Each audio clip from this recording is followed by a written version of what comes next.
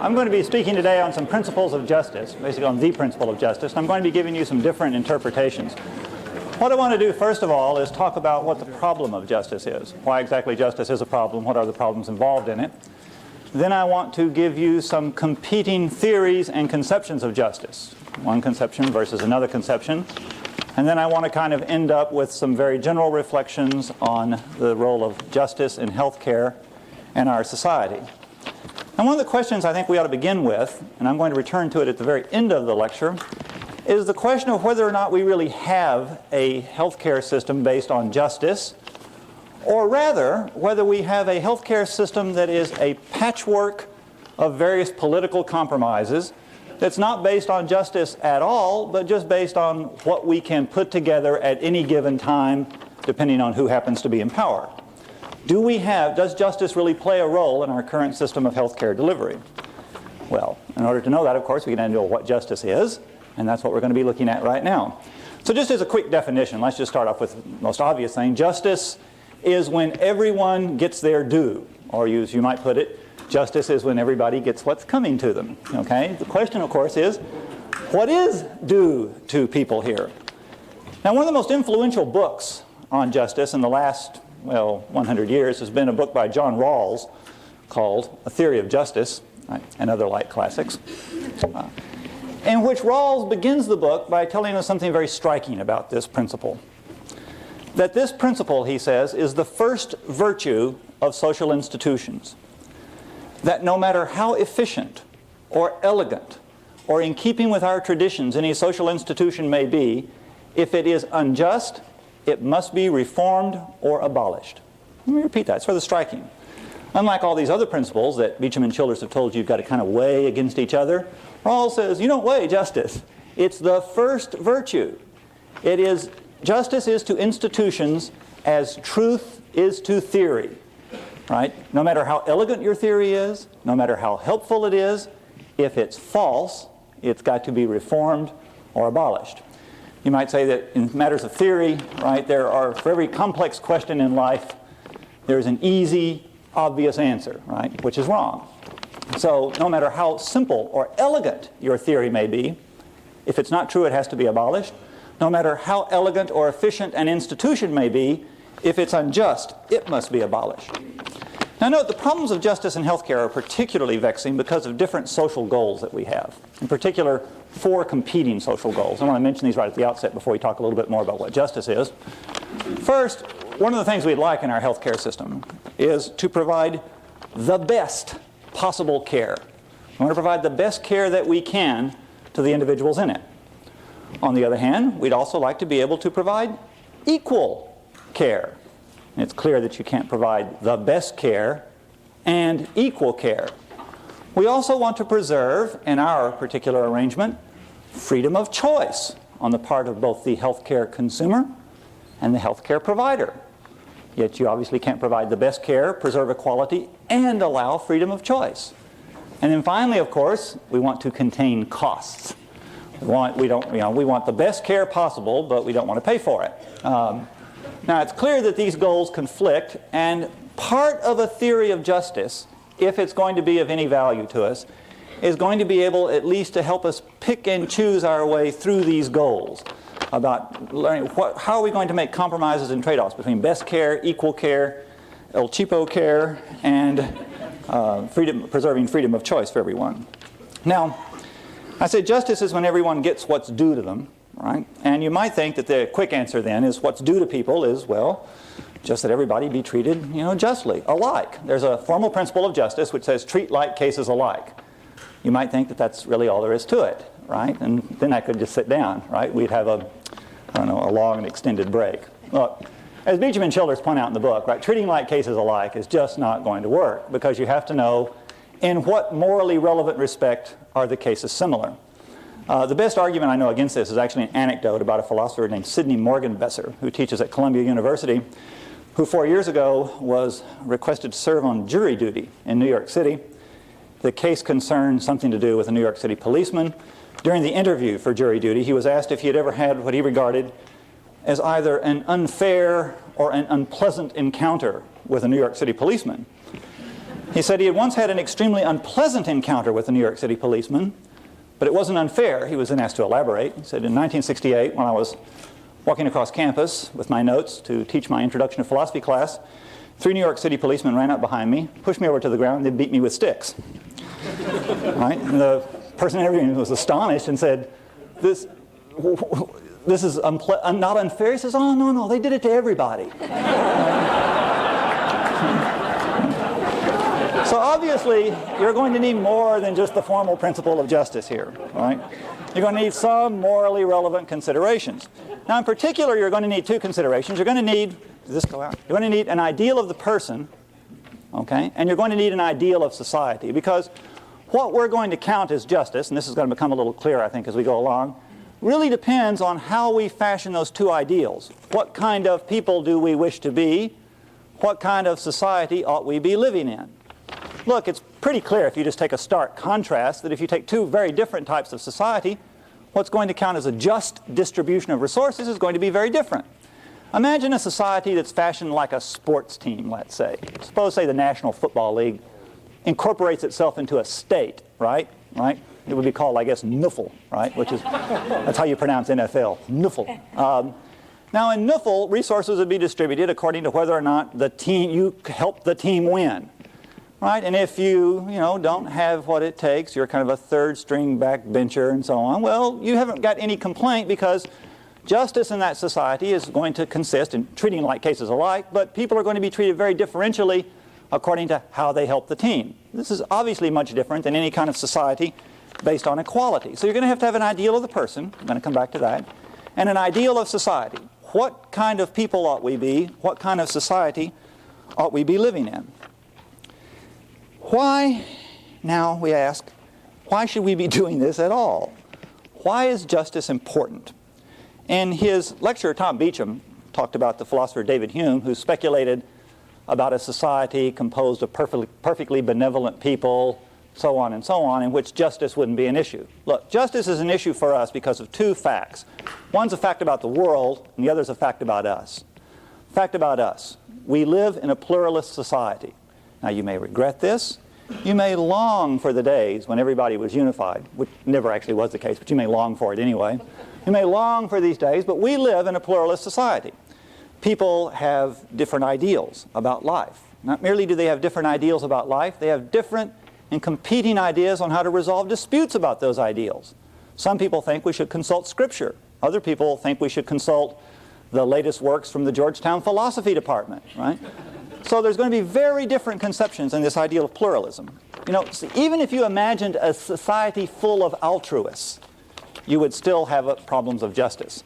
In a society full of altruists, you'd still have arguments among all the altruists about how things should be distributed. You can imagine the argument, right? Saying, you need more health care. Oh, no, not me. You really deserve it more than I do, right?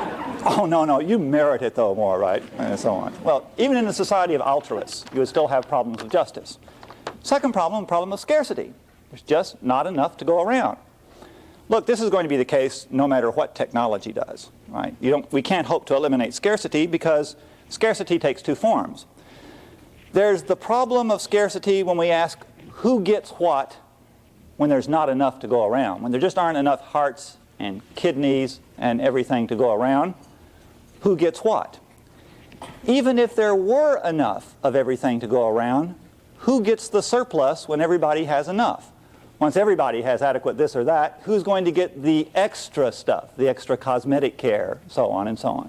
So you're always going to have a problem of scarcity. So even in a society of altruists characterized by Star Wars technology, referring to the movie, where there's just lots of things that can be produced, you still have problems of justice. A fact about the world, a fact about us, scarcity, and pluralism here.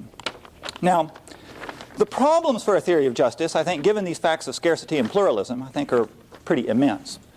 What would be the purpose now we want out of a theory of justice? Well, in the healthcare arena, we would want it to pick our way between those 4 competing goals. Best care, equal care, freedom of choice, contained costs. More generally, though, what we would like a conception and a theory of justice to help us with is to provide an overall basis of agreement so that citizens in a pluralist society can discuss their policy disputes, their various kinds of arguments about what ought to be done with public resources on a common basis. A theory of justice, that is, should supply us with at least a common moral point of view.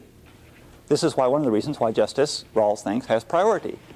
It's going to be very difficult to get a common moral point of view on a lot of other things, given the fact of pluralism, given the fact that we come from different religious traditions, we have different ideals about what the good life is, but we should be able at least to come up with some idea of a just distribution of resources that will somehow span all these differences. Because of this need, because of this aim, because of this fact of pluralism, a theory of justice is going to have to be, well, you might say a pragmatic theory, I guess would be the term I would use. It's going to have to be a pragmatic theory. John Rawls sometimes calls it a political conception of justice. What do I mean by this? It's going to have to be a theory that doesn't rest on any particular comprehensive vision of life. In a way, this is kind of obvious. We can't rest our conception of justice on a particular religious conception. We know that, right? There's just too much history behind this, the history of religious wars, etc. So you obviously can't argue for a particular conception of justice because it's required by your Islamic faith or your Catholic faith or your Jewish faith or your Protestant faith or whatever, right? So the theory of justice has to, in some sense, abstract from religion, has to be acceptable to many different religions. But notice it also must abstract from philosophy, too, because there are, after all, just as equally strong disagreements among philosophers. Look, if we have to wait for a theory of justice, wait until the utilitarians and the deontologists settle their disputes, right? If we have to call, say, people making public policy, say like Pat King, right? Say, hold off, wait until Beecham and Childers have worked it out, then you can get to work, right? We're going to have a very long wait, right? Now, there's a historical reason for this. I mean, often it was felt that philosophy was supposed to provide the answer which religion couldn't do. People who had different religions fought each other and killed each other, whereas philosophy was all sweetness and reason, right? Anybody who's ever attended a departmental meeting in an academic institution know that it's not all sweetness and light and reason, right? One hesitates to think what they would look like if the participants were armed, right? So you don't want a comprehensive conception to rest on. So it's got to be a pragmatic conception. And this means we have to, as it were, perform a kind of interpretive task. We have to ask ourselves, given all these vast differences that we have, is there any conception of the person, is there any conception of society, and are there some other moral conceptions that we all share?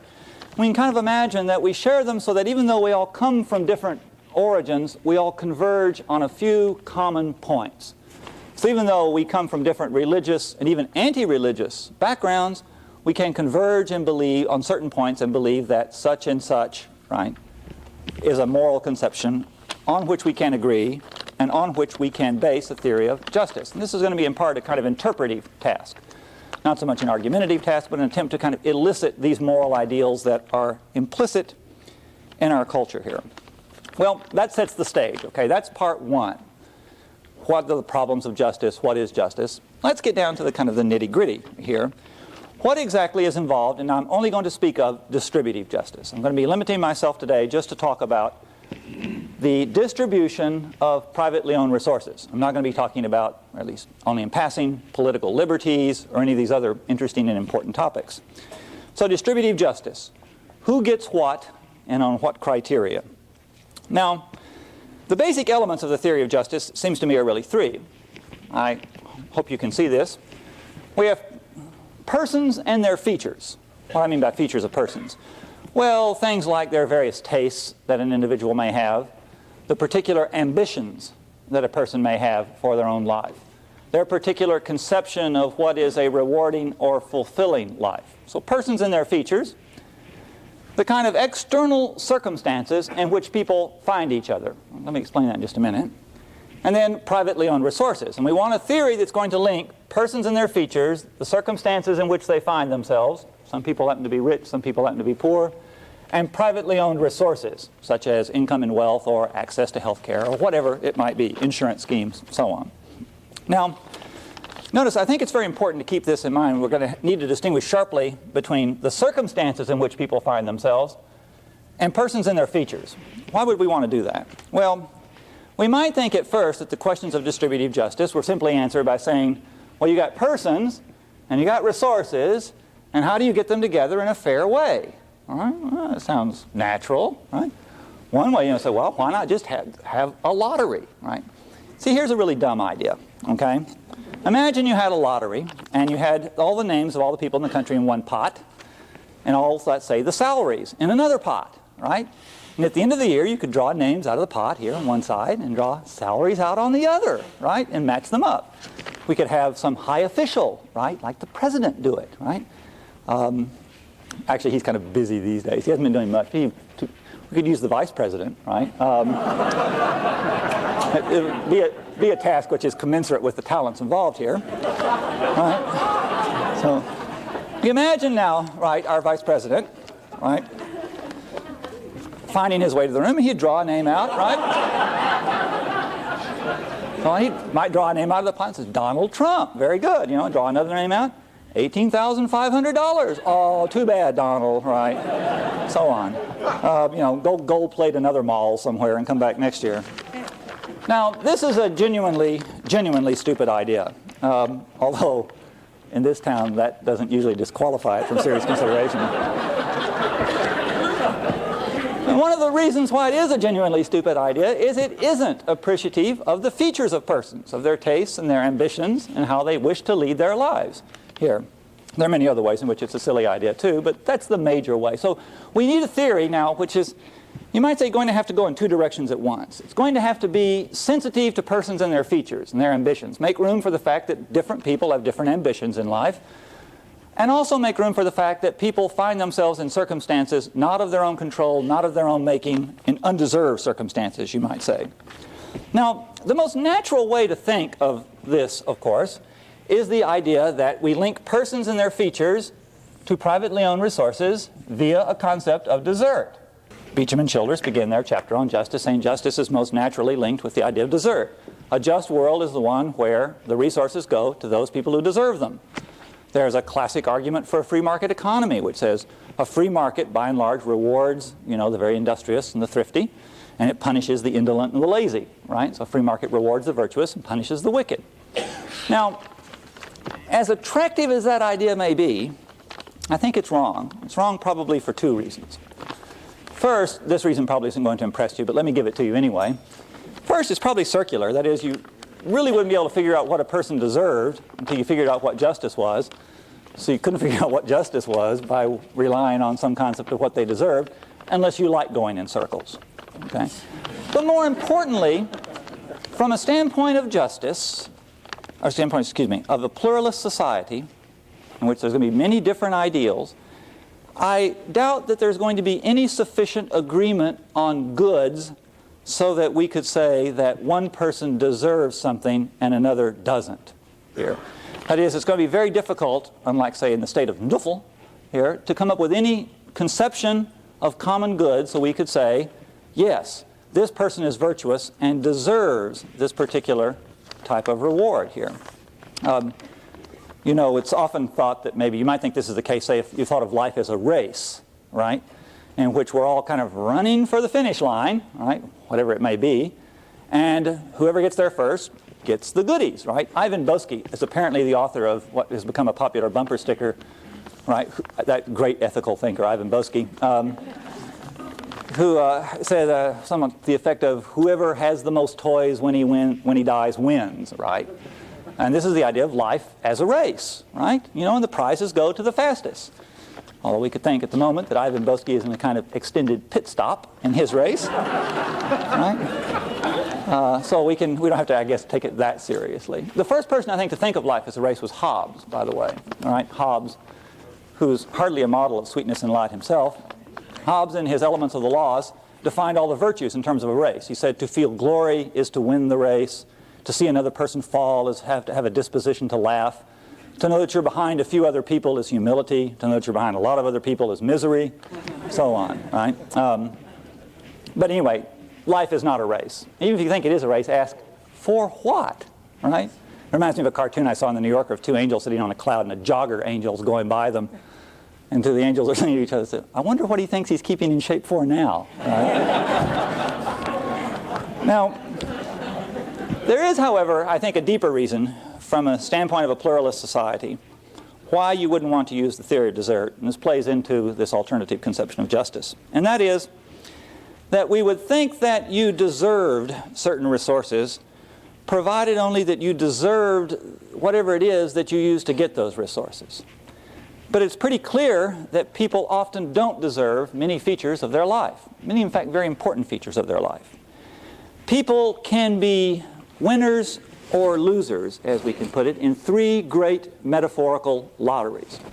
Some of these are discussed in the Beecham-Childress chapter. First, there's the natural lottery. Look, some people win and some people lose. Some people are born with a lot of health and a great genetic makeup so that they don't tend to get sick. Other people are born chronically ill, right? Or born with dispositions, perhaps, to develop chronic illness later on. And this is no fault of their own. This is not of their choosing, not in their control. They can't be said to be deserving of this. The philosopher Bertrand Russell was asked in his, I think his 95th birthday, he lived to 97, right? What was the secret of a long life? And he said, choose your parents wisely, right? Which, like most philosophical jokes, is a real side splitter. But of course the idea is you can't do this, right? You know, the fact of the matter is there are just certain features of the natural lottery. You just don't choose that part of the natural lottery. Therefore, the fact that I may have certain resources coming my way because I won in the natural lottery and you lost surely can't mean that I deserve those any more than I deserve to win the Maryland or the DC lottery. That's just luck. Good luck and bad luck, okay, the natural lottery. There are also, of course, winners and losers in what we might call the social lottery. And the social lottery is not just a matter of being born, say, wealthy or poor, but also very much a matter of the kind of, well, social environment into which one is born. You might, if you come this far, the odds are you came from a pretty good family, probably gave you adequate nurturing, allowed you to develop a sense of self and a sense of responsibility and adequate sense of self-esteem here, but that's not true for everyone. Some children are born into terribly abusive homes. Some people are born into homes in which they're really not capable or allowed to develop this kind of sense of self. And it's not their fault. It's not of their choosing. It's bad luck. Now, the odds are if you're here, you've had good luck, right? Robert Coles in his book, the psychologist Robert Coles in his series of books, Children of Crisis, has a section on the children of the poor and the children of the affluent. And he talks about how at very early ages, like about 4 or 5, the children of the affluent tend to say things like, well, when I grow up, I'm going to have to work very hard, right? You have to work hard in order to get ahead in the world. There's a sense, though, that the world is my oyster. There are lots of possibilities. I've got to really go out and grab them, right? Whereas children of the very poor often tend to say things like, well, there's just no sense trying. They, capital T, they've got it stacked against you, right? You're just butting your head against a wall here. So even at a very early age, there's a sense that, it's not that you're lazy, you're crazy to run your head against this wall here. Now, no, it is very easy, I think, at various points in our lives when you achieve a certain level, let's say, of professional stature, right? To think that it's all been your doing, right? That you didn't, in fact, stand on the shoulders of other people. You look back on your life and you say, ooh, I studied hard in high school. I did well in college. In medical school, I was a good person, right? I'm a good little doobie. I deserve everything coming my way. And even when on April 15th, I often have these ideas myself, right? But you really think about it, well, there's really a lot. There's a lot that is just a matter of luck. It's hard to say exactly what is and what isn't a matter of luck, but it does seem at least safe to say that a large part of our makeup, our psychic makeup, that strength of character that allowed you to pull those all-nighters in undergraduate school so you didn't fail out, was in fact a matter of luck, not something that you chose, perhaps, to have. Okay? Some of it you obviously did, but not all of it. Finally, there's a matter of what we can call winning and losing in the opportunity lottery. It's one thing to win the natural lottery and win the social lottery, but if there are no great opportunities, there's really nothing to do it with. Napoleon, who was no slouch at these matters, once said that ability without opportunity is nothing. Right? And he's right. Think of how the matters of luck involve simply in being at the right place at the right time. Take Stephen Jobs, right? An icon to young entrepreneurs, the founder of Apple Computer Company, who then got booted out of Apple Computer Company and now started another computer company, one of the world's wealthiest guys, right? Well, he happened to be lucky. I mean, here he was, he dropped out of school, spent most of his time making illegal devices to use to make long-distance phone calls on the old AT&T system, which was a federal crime. Almost got caught several times. This is by his own account, right? This is a person writing his memoirs when he's 25 or something. And at the same time that AT&T is trying to track him down, right, because he's making these little illegal boxes to make free phone calls, and he's breaking into the computer labs at UCLA to play around on the computers, which is also illegal. The Defense Department decides to buy microchips by the boxcar load, thereby driving the price down from several $1,000s to a couple of $100s. And there's this opportunity that Jobs seizes. Had the Defense Department not decided to do that, as a matter of fact, if Boyce at Intel hadn't invented the microchip, or if AT&T had been a little more vigilant and nabbed him, right, in the right time, Stephen Jobs would not be this great icon. He instead would probably be sitting in, well, he wouldn't be sitting in jail anymore. He'd be out on good behavior. But one doubts that he'd be the CEO of Next Computer Company. Look, opportunity is very important. Imagine, say, Pete Rose. Pete Rose has been in the news a lot lately. Imagine, say, take the talent that Pete Rose has. Now, Pete Rose is a good example of a guy with a lot of ambition, right? And he's, his nickname was Charlie Hustle because he played more than he had talent, right? So you might say, well, this is really good. We ought to reward him disproportionately. But now imagine, see, Pete Rose has a very peculiar talent, right? You can take a stick carved out of a tree, right? And a little leather ball, you can take it and it can curve in on him and he can hit it 1/3 of the time, right? Nice talent, right? Imagine an identical character, let's call it Petrus Rosa, right? Living in the waning days of the Roman Empire, right? Bringing all his friends over, like Marcus Aurelius, saying, watch what I can do. So, curve the ball around here, right? 1/3 of the time I can hit it. So, great, Petrus, right? Too bad there's not a game of professional baseball yet, right? You were born 1,700 years too early, okay? So it's very important that you have the right opportunities present here. Okay, so people can win or lose in the natural lottery, the social lottery, and the opportunity lottery.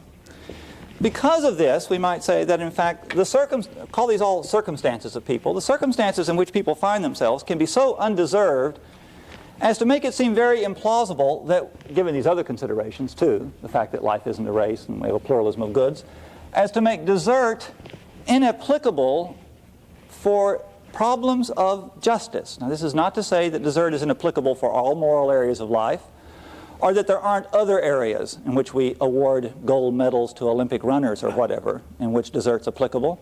But for the standpoint of distributive justice, of the distribution of privately owned resources, desert won't work. Instead, we should adopt a different principle. Following Rawls, let's call it entitlement.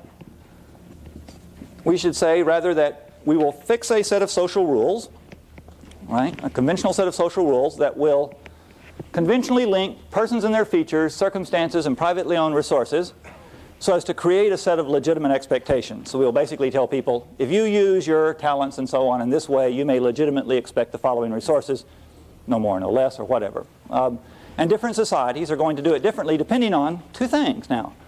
What type of person they wish to encourage, what type of society they wish to be. Okay, well this sets, I think, as it were, kind of the elements of the theory of distributive justice. So the theory of distributive justice has to give us a set of legitimate expectations, some social rules, some entitlements that link persons and features, circumstances, and privately owned resources. Now, what type of society do we want to be? Well, it seems to me there's really three types of models that are available and that have been offered in the literature. One we can call a kind of radical pluralist or radical individualist idea. It's very analogous to the idea of being shipwrecked on an island. The basic conception in the radical pluralist model is that we, all of us here, all the nation, are bound together merely by accidents of geography and history. That is, we happen to be in the same place at the same time. It's as if we were all out sailing on our own little boats, the boats sank, and we all washed up on the same island together. We're on this island together purely by accidents of history and place, okay? Accidents of geography and history.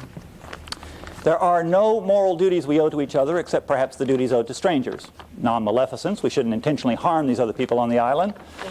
And the duty to be what Judith Jarvis Thompson calls a minimally decent Samaritan. Right? Beyond that, we really have no other moral duties to each other and no deeper ties. We might imagine over time this society developing, okay, in order to coordinate itself and become a little more organized. It develops what I have on the outline called a kind of modus vivendi, kind of a way of getting along or a mode of accommodation with each other. That is, we might imagine people adopting now a series of rules in which they agree to arbitrate their disputes with each other. The rules, okay, are simply the result of short-term political compromises, and outside of that system of rules, people have no deeper moral relations to each other. Okay, in a kind of modus vivendi, we just accommodate ourselves to each other, set up some rules such as no oranges may be picked on Thursdays, right, whatever they may be, speed limit 55, and our relations and our obligations to each other are thereby exhausted by the duties we owe to strangers and those rules. They're just short-term compromises, as it were. Maybe. Or we might imagine ourselves in what I have listed as a type of community. I also use a term first adopted by the British philosopher Hooker and later popularized by Rawls. It's a type of social union in which our encounters with each other and our ties with each other are expressive of certain common moral principles that we hold and are not merely the expression of rules based on immediate political compromises. A true community, that is, has a different set of ties with people with each other. People have a concern for other members of the community. Part of who we are, part of how we think of our own lives is structured by the community. Notice this is now moving away from the radical individualist ideal. When we wash up on the island, our lives are our own, period. You don't think about anybody else, you just don't hurt them, and you are a minimally decent Samaritan. You might eventually establish a set of rules. You still have no intrinsic connection, right? And you accommodate your disputes with each other in terms of these rules. Or we might finally see it as a shared set of identities in which we share our fate with each other, in which we have a common commitment to a set of common moral principles. And let's call this a form of social union or a form of community. Now, the type of community that we have evolved over the years, I think, involves a certain type of self. It involves a certain type of person. I'm not going to go into all the details, but let's just say that it's a person who is both recognizes others and wants to be given respect by others, okay, a self-recognized and respected by others, in which there are, well, let's call it two moral powers. A power to form one's own conception of the good and to revise it and deliberate about it, and a capacity to act according to a sense of justice. Now, this is a conception of the self that we can call a pragmatic conception. Why is it pragmatic? It's a conception that we can all share even though we may come from very different backgrounds. From the standpoint now of a political community that we've just formed, we can agree on this particular ideal, although we will disagree about how all the details perhaps are going to be filled in. So let's call this a kind of pragmatic or a political conception of the self in this form of community here. Now, this has a certain, of course, root in religious traditions. You might say one of the features of being recognized by other people traditionally is that you are recognized in terms of your rank, which is, of course, hereditary, and that you cannot move up and down in your rank. That's what it means to say it's hereditary. But there's a very powerful ideal operating in the Judeo-Christian tradition, which is that in the last analysis, rank is unimportant because all people are equal in the sight of God. We've since given this a more secular term. We now call it respect for persons here. But the idea is similar. Kant called it, for example, the aristocracy of all here. Everyone has a certain claim to equal recognition. So let's call this a conception of equality. And now what I want to do is proceed on to the next section and spin out two different conceptions of an egalitarian system of justice. Now I'm going to define an egalitarian system of justice as one in which people cooperate on the following basis. Namely, that those who have more private resources, those who have more, are obligated to acquire it in terms that are justifiable to those who have less. All right, since this is such a nice principle, let's repeat it. Those who have more in society must acquire it on terms that are justifiable to those who have less. Anything else is going to be a violation of the ideal of equality. That I have an obligation to cooperate with you on the basis of these shared communal principles, provided that whatever more you have than me, you have acquired in terms that are justifiable to me here. There are two ways in which we can think of this kind of justifiability. The first way, of course, is Rawls's own way. Rawls calls it the difference principle. It's a principle to accommodate the differences between income and wealth of various individuals, or more generally, privately owned resources. Rawls says the only way in which we can justify having more is that those people, the only way we can justify having more is that no inequality of resources in society. That's a very striking principle. No inequality is justified unless that inequality works to the betterment of the worst off group in society. So you always look at the worst off group in society anytime you're introducing an inequality, and you say, does this make them better? If it does, then the inequality is justified. If it doesn't, then no matter how efficient it is, no matter how advantageous it may be for any particular group, or no matter how much we may want it, it is nonetheless unjust. And it's been argued that we should use this principle, for example, in deciding how we're to pick our way through these four goals of health care. For example, it has been argued that we should allot health care resources in a way such that we maintain equality of health care resources. Everybody gets the same, unless an inequality would work to the benefit of the worst off group in society. Here. This is rather striking as a moral ideal. It's also probably not an ideal that you could hold on to very long after you thought about it. And this is pointed out a bit by Beecham and Childress in the book. Look, the problem with Rawls's conception, and it's informed a lot of contemporary, I think, discussion of justice in healthcare, is that you end up basically pouring all your social resources into the worst off class, and you never get around to building anything else, like bridges or schools or grand institutional buildings like this or anything. Why? Well, you can always imagine a class of people that have lost all the lotteries, right? Have every known disease to humankind, and then have them struck with lightning just for good measure, right? And you've got to, in order to introduce any inequality, you've got to pour all your resources. You say, well, maybe, so-and-so over here should have a little more health care. Is this going to benefit the worst off group? Well, no. Pour some more in, right? And you end up pouring your entire GNP into the worst off group, and you really haven't helped them very much. But you also made a lot of other people worse off. These kinds of arguments have probably made more converts to utilitarianism, right, than all the arguments of Mill and Bentham combined. What Rawls, though, it's been argued is attempting to express, at least in the healthcare arena, is the idea that what we should do is provide a decent minimum. Kind of the idea is a floor. You have a floor here of healthcare, okay? And there are lots of other steps. You can ascend the steps, but if you fall, there's always a floor that prevents you from going any lower, right, into the basement of healthcare, I guess, okay? So you have this floor, and this floor is constituted by what's a decent minimum.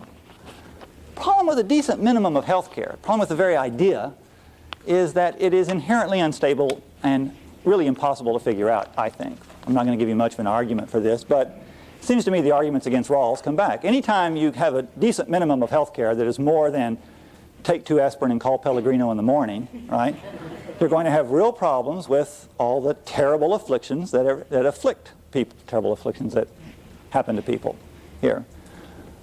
There's no way to provide a substantive criterion of a decent minimum. Because of this, I think, see, Beecham and Childress in their section of the book, when they argue for the decent minimum, at this point do the usual, in which they say, well, of course, it's very speculative, it's very argumentative. We should leave it up to the procedures of a fair political process to decide this, right? We can't do it philosophically, right? This is the way philosophers almost always in their papers say, I'd like to do this, but we'll have to save that for another time, right? Leave it to the fair processes and procedures of democracy. You know what that means, right? That means Congress, right? Congress is going to decide the justice and what's a decent minimum of health care. Newt Gingrich, right, is going to decide it. Okay. Right. Even if there weren't any philosophical objections, there would be aesthetic objections, right? It's like the remark by G.K. Chesterton, right, who said that democracy may not be the best form of government, but it's certainly the most amusing. Now, another alternative to the decent minimum idea is the idea of a kind of hypothetical insurance market. It's the idea that what we should do is we should take very seriously the notion that equality should be blind to circumstances, but take into account the ambitions and tastes of individuals, of persons and their features. So what we should do is come up with a principle that says, look, people have an obligation, right? In fact, people have an obligation to make choices about their lives that reflect the true cost of those choices to other people. When you procure a private good, you thereby incur a cost on somebody else who might want that good. If there's a lot of demand for that good, you raise the price of it. You have to, in a conception of equality, you have to ask, what costs do we impose on each other when we consume various private goods? And in a fair society, people will consume no more than their fair share of resources. And how do you decide what people's fair share of resources is? Here's a way to try. Imagine that we had a group of people, okay, very much like us, but we somehow deprive them of a certain bit of knowledge. Okay? They don't know exactly how old they are. They don't know what sex they are. They don't know, well, really how healthy they are. In fact, they don't know really anything about themselves in this case. Imagine that we could do this. If you're having trouble, imagine one of these old kind of black and white Hollywood movies, right, where there's this angel, like here comes Mr. Jordan, lots of dry ice and clouds, and says, you're a disembodied spirit, and you're about to be born into the United States. You say, oh, that's great. It's wonderful. I get to be an American. Okay, which one? Say, I'm not going to tell you. But here's the trick. You get to design the health policies for that country. So, well, am I going to be male or female? Don't know. Black or white? Don't know. Right? Old or young? You don't know. Right? What would you do? Well, now let's imagine that we have a group of us little disembodied spirits. We all know that, I know it's hard to imagine. We all disembodied. We're going to be born into the United States, right? So you think this is abstract, right? You should talk to economists when they talk about these kinds of things, right? And we ask ourselves, what would we design? Well, one of the things we might want to do is we might say, look, you know that there are certain probabilities of certain things happening to you. We're going to start out with equal resources. We're going to give you each X amount of dollars or clamshells or whatever. Start out with equal resources and ask, well, what type of insurance would you take out in an ideally competitive market? Ideally competitive market is one with pure rationality, perfect competition, no transaction costs. This is an economist notion. Like I say, these are the people who really don't know what they're talking about. But in an ideal market, what types of insurance schemes would you take out? So you might say, well, I'm worried about being unemployed, obviously, so I'll take out some amount of unemployment insurance. And I'm worried about health, so I'll take out the following amount of health insurance. But I'm not going to spend all my resources on health insurance because there are other things I want to do too. After all, I don't know my various ambitions, so I want to keep a little aside. So we ask ourselves, in this situation, what would a reasonable person with the average resources that a U.S. citizen has to spend, not knowing who he or she is going to turn out to be, invest in these kinds of hypothetical insurance schemes? Once we determine this, and this is a matter, by the way, of economic theory. This is a matter that really isn't part of philosophy so much, but in terms of policy planning, you'd actually try and sit down and do the kinds of efficiency economics that economists do so well. Figure out what a reasonable person would invest in all this, making large assumptions all the while about what a reasonable person is. It's a very large set of assumptions. And then we mimic those hypothetical insurance markets through a scheme of taxation, through a scheme of income taxation, so as to give people what they would have purchased had they participated in this hypothetical insurance market. Now, this is much better than the minimum floor idea, and it's also much better than the Rawlsian difference principle, because it is very sensitive to persons and their features. Okay? That is, it recognizes that people have different ambitions, different tastes in life, and it simply asks, what is the minimum that a reasonable person, knowing that he or she is going to have different ambitions and different tastes, would take out? It also doesn't have the kind of heavy weightedness towards very conservative decision making, since you know the real probabilities, that a Rawlsian difference principle would have.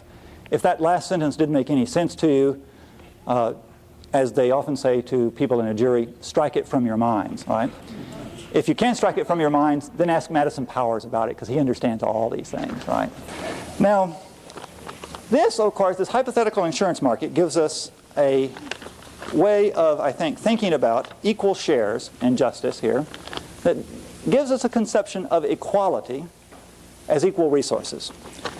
I want to talk very briefly now about an alternative conception, the libertarian conception. Libertarians, who form the third largest political party in the United States, say that this is all wrong. Say, look, a lot of what you said is right. You know, people's lives matter to them and all this stuff. But the point is, what's really morally important about people is not this idea of being equally recognized and all this other stuff. It's the fact that people can make choices, that people have a certain amount of freedom in their life. What's morally important about people is their capacity to choose. And thus the principle of distributive justice that we have should be, from each as they choose, to each as they are chosen. And fairness has nothing to do with it. What I have been arguing for is a conception of justice as fairness, arguing that fairness is now best set by this conception of hypothetical insurance markets. The libertarians, on the other hand, tell us that fairness has nothing to do with justice. Now, to give you a sense of this, I'm going to give you kind of a whimsical example. It comes from Robert Nozick, right, who wrote a libertarian treatise called Anarchy, State, and Utopia. Nozick says, look, it's often true that people's circumstances are just terrible and they're undeserved, right? But so what? Here is the world, imagine, okay? The world consists of person A, person B, person C, person D, and then the opposite sex, A prime, B prime, C prime, and D prime. Okay, it doesn't matter which sex is which. This is one set, these are the other sets. In this world, people are deciding to get married and they're looking for the most attractive partners, right? Now I've ranked them in terms of attractiveness, so that if you look at A, for example, A is the most attractive person in this world. A is very well off, well-to-do, you know, good looking, you know, good sense of humor, right? Ironic without being cynical, right? Vulnerable without being wimpy, right? So on. B is almost the same, but has a tendency to blame other people for his or her troubles, right? C watches entirely too much television, right? D is ghastly, right? Now D, of course, would rather marry A prime, right? That's D's first choice. But of course, if we allow free choice on the basis of completely undeserved circumstances, A and A prime will marry each other, B and B prime will marry each other, C and C prime will marry each other, D and D prime out of desperation, right, will marry each other. And we might say, well, gee, this is really too bad, isn't it? I mean, after all, A didn't deserve to be so good looking and wonderful, right? And so we ought to, in all fairness, well, I don't know, disfigure A, right? Or right, throw foul chemicals on him or her, something like that. Well, obviously not, right? So what the libertarians like to say is, look, it really is unfortunate that D doesn't get to make the important choices in his or her life. D's stuck with D prime, vice versa, right? That's very unfortunate, but it's not unjust here. Now you might say, well, yeah, okay, the whimsical example of getting married, that's very nice and everything, but what about these real things that people do when they make their own choices and they really disadvantage other people in the real world, right? Not in terms of marriage partners, but in terms of really taking resources away from other people. Well, that happens all the time. I mean, suppose that you build mousetraps for a living. Very nice, elegant little mahogany mousetraps with brass springs, right? Sold in the sharper image. Okay?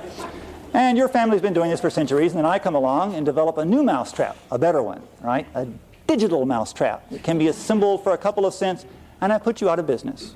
Well, so what, right? Say the libertarians. And after all, I had a right to do it. My right severely disadvantages you. You're now out of work, you're unemployed, right? Your life is over, it's ruined. But I had a right to do that, okay? The libertarians hold up the ideal of liberty, not equality as primary, and say, look, anytime you try and enforce equality, you've necessarily got to interfere with people's lives. This libertarian conception has been given a very elegant formulation in an important work by Tris Engelhardt, mistakenly titled The Foundations of Bioethics, in which he argues for this libertarian conception of healthcare. The idea is, let everybody choose everything freely, and then after it's all over, out of beneficence, we'll take care, perhaps through voluntary contributions, of the less well-off, right? Not a conception of equality, but rather a conception of liberty. Now, one of the striking features of the libertarian conception is that it has a much different view of people. Really, people as involving the choice of their will, and it has a much different conception, as it were, of whether or not we should consider the costs of our choices. The libertarian says, make your own choices. You're under no obligation to consider the cost to others. The egalitarian conception says, you are always under an obligation to consider the costs of your own ambitions and projects to other people. So there's a very different conception of the person and a correspondingly different conception of the type of society in which those people are living. Now, ask ourselves, which one is the more adequate conception? Well, I think it's partly a matter of interpretation. We might want to go over this in the groups when we talk about some of the issues involved in this. Some of the issues you may want to talk about, for example, involving, say, transplantation of organs and so on. What's a fair way of distributing that here? But we ought to ask ourselves, which one best captures the kind of society, the deeper moral ideals that would give us the pragmatic theory of justice for which we were seeking? I'd suggest it's the egalitarian conception. It seems to me to catch more of the sense of what we might call the idea of human dignity. That people's lives matter intrinsically, that the value of people's lives is not exhausted by their usefulness to other people, by their simply providing resources perhaps for other people to use, but matter as ends in themselves. That the value of people's lives is not exhausted by their usefulness for other people. It's not much of an argument. We don't have much time to go into deeper arguments about this. Very quickly, though, looking at our society, returning to our first question, do we have a system based on justice or on a kind of patchwork?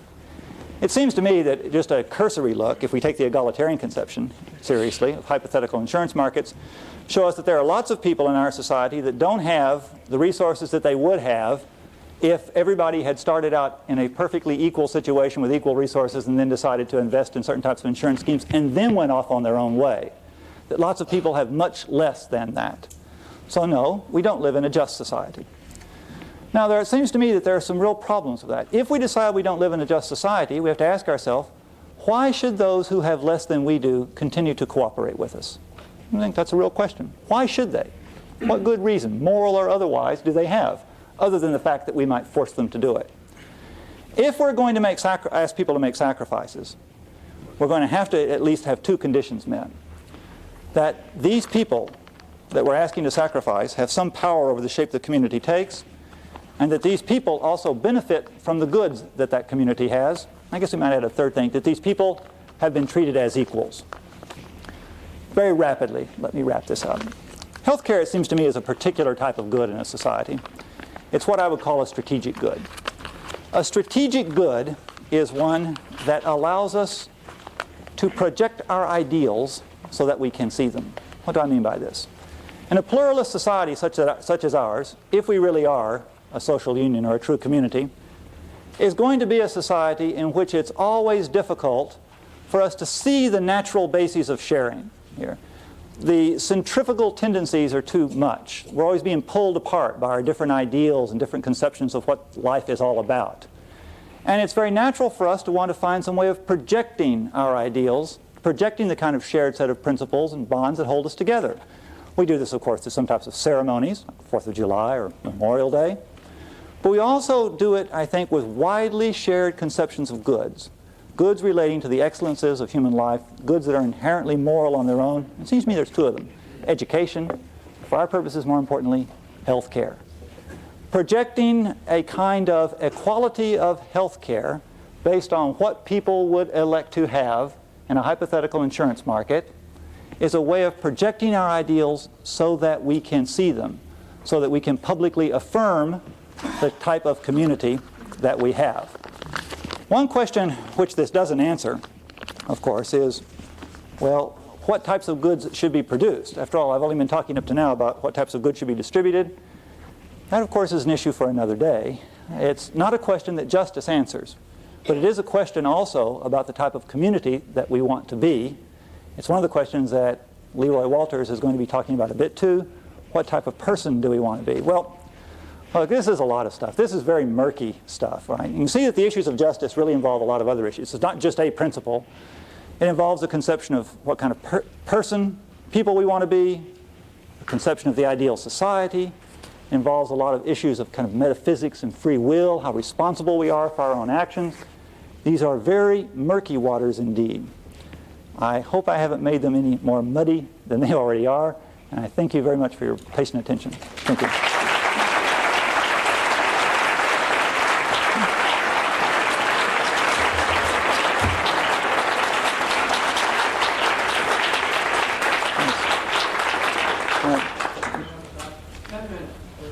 We do have a discussion. One question I have relative to your issue of justice in society. Your traditional role of a physician or healthcare provider is to the individual patient. Yeah. And how do you deal with the conflicting issues there? For example, the issue of transplantation of organs and the cost of these organs, society versus the individual. Okay, that's a good question. The issue was, how do I, purple haze, right? How do I deal with issues such as transplantation of organs and so on, right? Well, one of the things, notice in the hypothetical insurance market, you'd ask yourself is you'd say, what are the chances, first of all, of my needing an organ transplant? That's the first question you ask. And in a competitive market, given the information we have now, what would it cost to buy insurance for that? Now note, if the insurance is terribly, terribly expensive, it may be perfectly rational for me to only buy a minimal amount of it. In which case, later, if we now mimic those hypothetical insurance markets through taxation, okay, and setting up various kinds of social programs, through distribution of these resources, if later on it would have been rational for me only to purchase this amount, and now I want more, this would indeed be very unfortunate, but notice I haven't got any grounds to complain that I'm being treated unjustly at this point. See, I think one of the things that the hypothetical insurance market allows you to do is really think about the kinds of hard choices that a society has to make here. And rather than using some overall conception of general utility, let's rather ask, take a slightly more individualistic standpoint, what would rational individuals decide to insure themselves against? Now, one of the objections, which I think has to be taken seriously, is that there is no such thing as what rational individuals would insure themselves against. There is no such thing as the rational individual. And that is a serious objection. Maybe a fatal objection. Well, we do use reasonable person standards in the law. Okay? And this is admittedly speculative. But it could still well turn out that even though it is very speculative, it is better than any alternative as a way of trying to approach what this is. And one of the things we want to do is spin out to see if there really are any shared cultural conceptions of more or less what kinds of risks people want to run and what kind they don't, so on. Now, like I say, I don't want to underplay this, because what we need is about 26 more weeks to discuss the concept of risk and all this other stuff. But it doesn't strike me as a crazy idea that you could come up with at least a speculative notion based on something like a reasonable person standard of what type of insurance we would buy in this position of equality of resources, knowing the probabilities and so on. Now, note, there's one other thing I need to add about that, right, in order to eat up even more time here. You shouldn't think that all our healthcare in society is going to be exhausted by justice. If I later on need, say I get a kidney transplant and a liver transplant, and now I need a heart transplant, but as it were, my insurance has run out. I can't complain that I'm being treated unfairly. This doesn't rule out the community out of beneficence deciding to give me more than what justice requires. That's yet a separate question, okay? But at least this would be a way of fixing what a just system of healthcare allocation would be. Does that answer your question, or does that just throw more, muddy water on it? Okay, you yelled about this. This is probably very naive, but I'll ask it anyway. I'll give a naive answer. Okay. Rawls' difference. Uh-huh. It seems to me that is so theoretical and so idealistic as to have nothing to do with the real world. Well, the question is, Rawls is the difference principle. It's so theoretical, so idealistic, so as to have nothing to do with the real world. Well, in a sense, you're right. In fact, probably in the most important sense is you're right. In the sense that if we really took the difference principle seriously, we would end up throwing an enormous amount of social resources, okay, into the worst off group and really never have anything left over for any of these other kinds of social ideals. What Rawls's difference principle, more charitably put, what Rawls's difference principle is an attempt to do is to provide some kind of expression for what it means to say that those who have more in society have to gain it on terms justifiable to those who have less here. So it's an attempt to say, look, even it might work perhaps as a rule of thumb or as a heuristic. If you're going to introduce inequalities in a society, or you're going to allow them to persist, ask yourself, is this helping the worst off group? However that group may be characterized, right? And that may be a very good heuristic to kind of keeping your eye fixed on what a just egalitarian conception requires.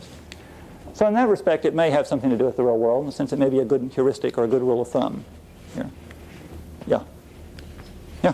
To me, the more important question is whether or not the person who's not benefiting from the present distribution system has a chance of becoming one who does indeed benefit. Okay.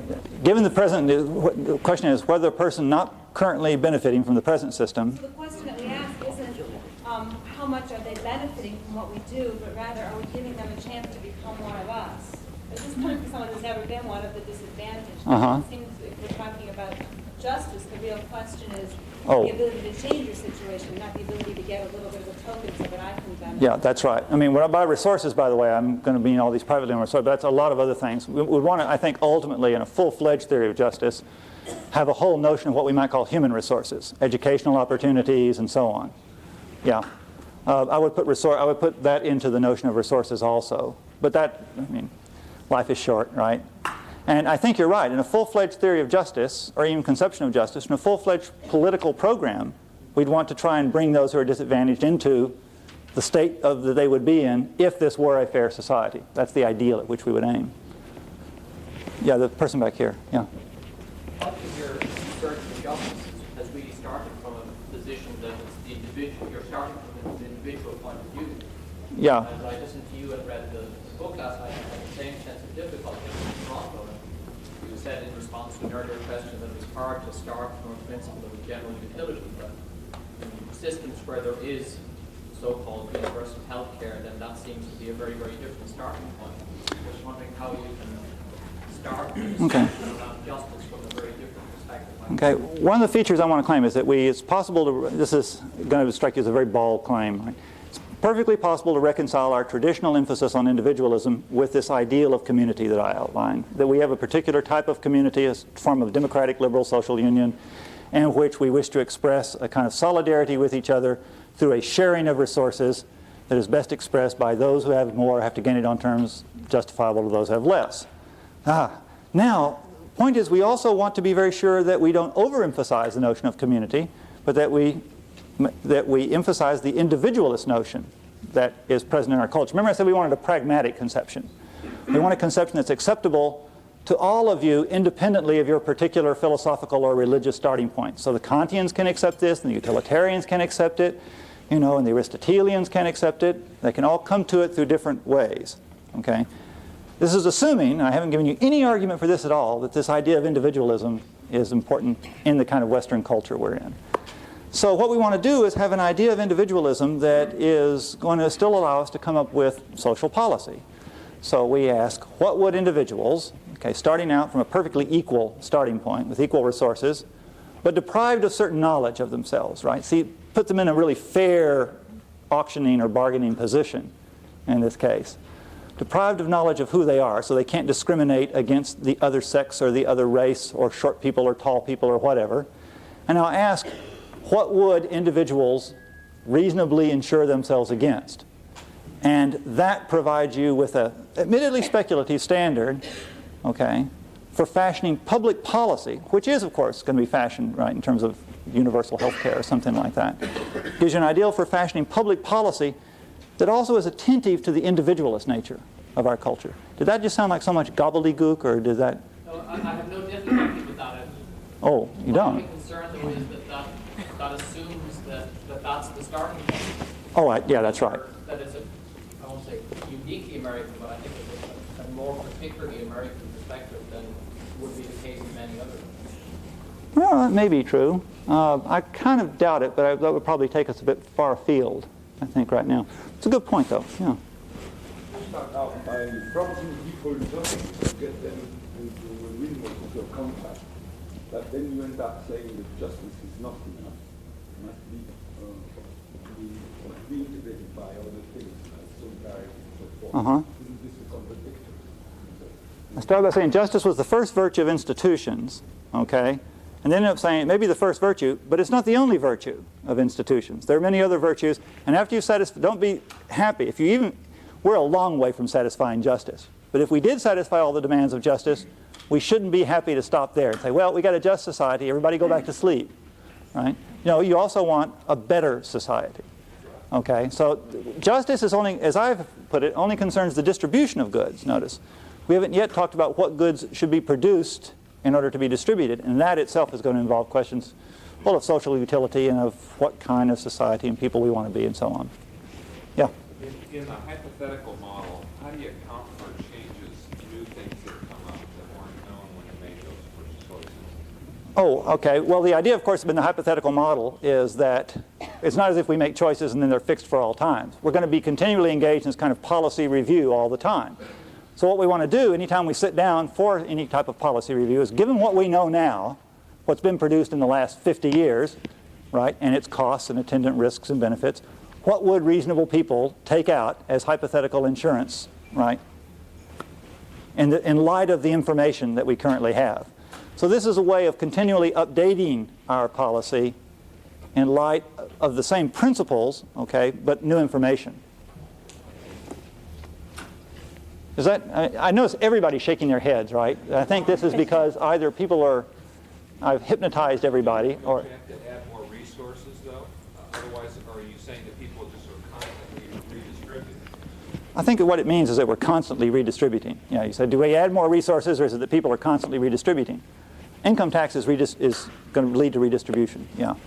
Notice you'd have income tax and not consumption tax. Consumption tax is taxing people for their ambitions and tastes, for features of themselves.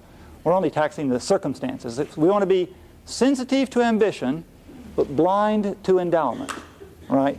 Sensitive to those features of life, okay, that involve our choice, blind, however, to circumstances, right? God fixes the span of our lives, and Leroy fixes the span of our lectures. So I see that mine is over. All right, thank you very much.